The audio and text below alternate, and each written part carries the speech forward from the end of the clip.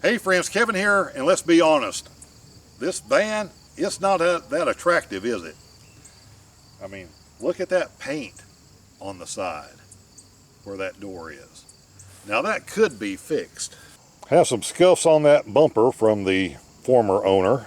This side really isn't that much better as far as the paint peeling issue, clear coat peeling issue, which was common on a lot of these gray vehicles, and almost all of these Dodge Grand Caravans you see from this era will have that. And while the frame is rock solid, I have checked every inch of it, it does have some surface body rust along the bottom of these door wells and by this rear wheel, which is also unfortunately common on this particular vehicle. And it even came with a little gouge right here, also courtesy of the former owner. And let me say that every one of these body issues can be corrected pretty inexpensively. I grew up in a body shop, so I know how to do some of this stuff. I have the materials to do it. I just haven't gotten around to it yet. But I am going to give these panels that have this clear coat coming off, sand them down real quick, give them a nice little spray paint job, because the great thing now is you can get spray paints of these exact paint colors, whatever you have on your vehicle, and then go back over it with a few coats of a nice clear coat. So I can make this thing look a lot better. Now, I would like to do that just to have it look better, even though I do a lot of backwood stuff, so I am on back roads and have tree branches slamming into things, and I know it's going to get scratched right back up again. But would be nice to have it that way, but I don't have to. And coming full circle back to the main thing is I paid $400 for this van.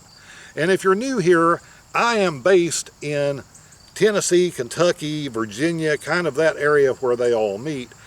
I've been on several nice trips with this thing. I have had this in Canada twice, where I am right now. I have absolutely no reliability issues with this.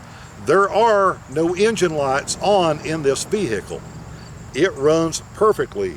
The suspension is absolutely fine. And one of the questions that always comes up is, where do you find inexpensive vans? Well, I'll tell you where you won't find them. You won't find them sitting on a dealer parking lot. You're not going to find them down at Harry's buy here, pay here car lot, because the only thing he did is he went and bought a $500 or $1,000 van and marked it up to $5,000 so we could put it on a payment plan for you. So you need to stay away from that if you are trying to get the most bang for your buck. You want to do private party sales. And the best thing to do with your friends is put this information out there.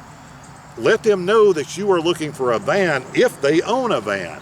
Because when time comes, they would probably happily sell it to you and do a little better than trading it in at the dealership, where after those numbers get fudged, we all know the reality is they aren't really getting anything for their trade-in.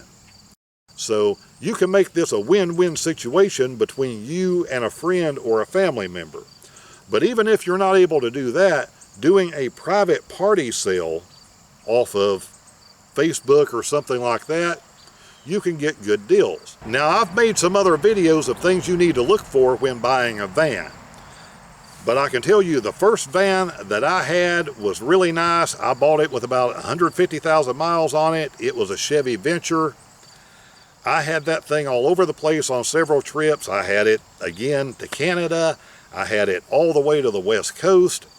A lot of places in between. I got a lot of use out of that thing, and unfortunately I am the one that maimed it, which is a whole other story. I also had this large Class B you may have seen in some videos. It now has a new owner. I'm going to do an interview on that shortly, what the new owner thinks of it. It was a private party sale. If I had gone to a dealer or someone that specialized in those RVs, that same van would have cost me 3 times as much, guaranteed. The third van I've used for the last few years now is this $400 van I got from a friend. I had borrowed it for something once before because I needed to haul some things, so I knew the van. He bought it when it was 2 or 3 years old. It's a 2006. He bought it around 2009 or so. Had it up until roughly 2020 when he sold it to me. So I knew the history of this thing. I knew he had had a coolant leak. He went into the mechanic, had a water pump replaced that probably didn't need to be replaced, which didn't entirely solve the leak.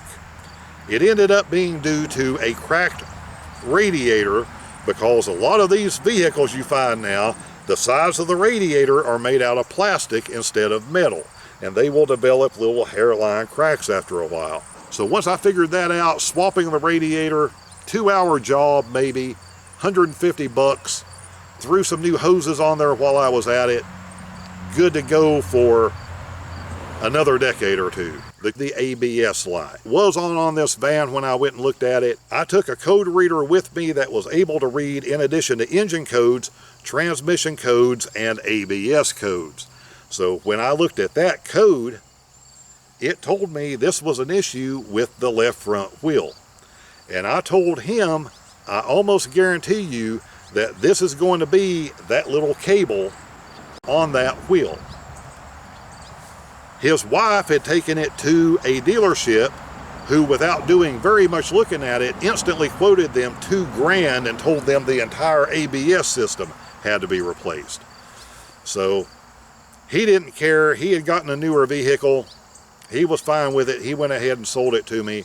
First thing I did when I got back to my town, went to the auto parts store the next day, bought that cable for $15 or $20, slapped it on in 5 minutes, started the vehicle, ABS light went out, everything is good. And I haven't had any major problems with this at all. I put tires on it, I put brakes on the front of it, and I did have one brake caliper that decided to stick, and I replaced it right before this trip.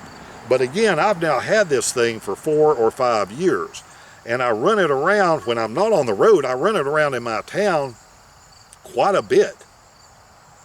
And I use it to haul things, and it's come in handy, so it gets used. So the point I'm trying to get across is there are deals out there to be had if you don't have a lot of money, or if you are just trying to be a little bit frugal, to pick up a van that you can use for van life or your own adventure trips. But you are not going to find those deals sitting at the dealership. So you take a van like this $400 van. One of these lots, even a reputable lot, would have done 4 hours of body work to make these doors look better with spray cans and a $20 sander and some wet dry sandpaper. It's not hard, just a little time consuming. They would have polished up the front headlights. I did go ahead and replace those shortly after I got this van, because I could pick up a new aftermarket set for this for something like $75. So I just went ahead and changed them so it has nice, shiny, new, easy to see with headlights. Some local dealer would have slapped new tires on this, and they would have bought the absolute least expensive thing, lowest quality thing they could possibly have slapped on here.